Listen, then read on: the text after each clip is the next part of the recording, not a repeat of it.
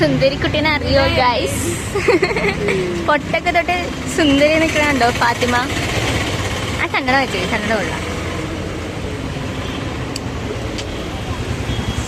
ഇങ്ങോട്ട് നോക്ക്, ഇങ്ങോട്ട് നോക്കണേ.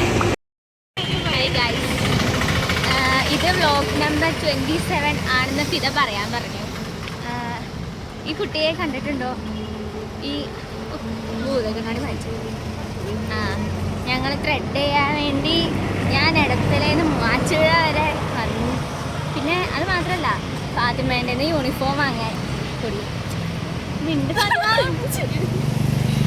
അപ്പം പിന്നെ ഫാത്തിമ ത്രെഡ് ചെയ്യുന്ന വീഡിയോ നമ്മൾ അടുത്തതായി ആഡ് ചെയ്യുന്നതാണ്. ഞങ്ങൾ ത്രെഡ് ചെയ്ത് കണ്ടോ, നല്ലതാണോ?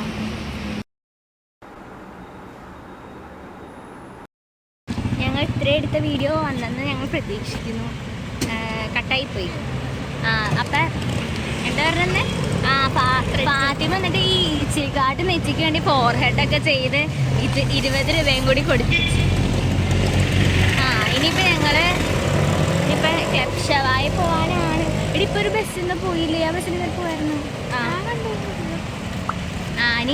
ഇനി ഞങ്ങൾ ക്ലബ് ഷവായി പോയിട്ട് ബാക്കി. Bye guys. ഫാത്തിമ ഒരു പുതിയൊരു കഫേൻ്റെ പേരൊക്കെ പറഞ്ഞ് അവിടെ പോകാനൊക്കെ വെച്ച്. ഈ കൊച്ചിനെ തന്നെ അറിയില്ല കഫേ എങ്ങടാ പോണേ എവിടെയാണ്.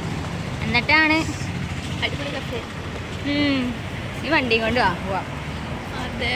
എന്നിട്ട് ഞങ്ങൾ പിന്നെ വ്ലോഗ് എടുക്കുന്നതാണ്. ഫിദാനെയും പാർവതീനെയും വീഡിയോ കോൾ വിളിക്കാമെന്ന് പറഞ്ഞിട്ടുണ്ട്. അപ്പോൾ വിളിക്കാം. Okay, bye guys. അങ്ങനെ ഞങ്ങൾ ബിരിയാണി തിന്നുകയാണ്. ക്ലബ് ഷവായ പോകാൻ ബസ് കിട്ടിയില്ല. വിഷമം കണ്ടു ഫാത്തിമയുടെ മുഖത്ത്. ഇഷ്ടപ്പെട്ടില്ലേ ബിരിയാണി?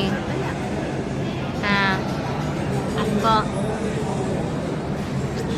ബിരിയാണി കഴിക്കട്ടെ. വേണ്ട, ഞങ്ങൾ ബിരിയാണി കഴിച്ചിട്ട് കാണാം. കണ്ടോ? ബിരിയാണി കഴിച്ചിട്ട് ഗൈസ്. ബദാം മിൽക്ക് ഞങ്ങൾ ടേസ്റ്റ് ചെയ്യുന്നു. അന്ന് നമ്മൾ റോസ് മിൽക്കാണ് ടേസ്റ്റ് ചെയ്തത്. ഇന്ന് ബദാം മിൽക്ക്. എങ്ങനെയുണ്ട് ഫാത്തിമ?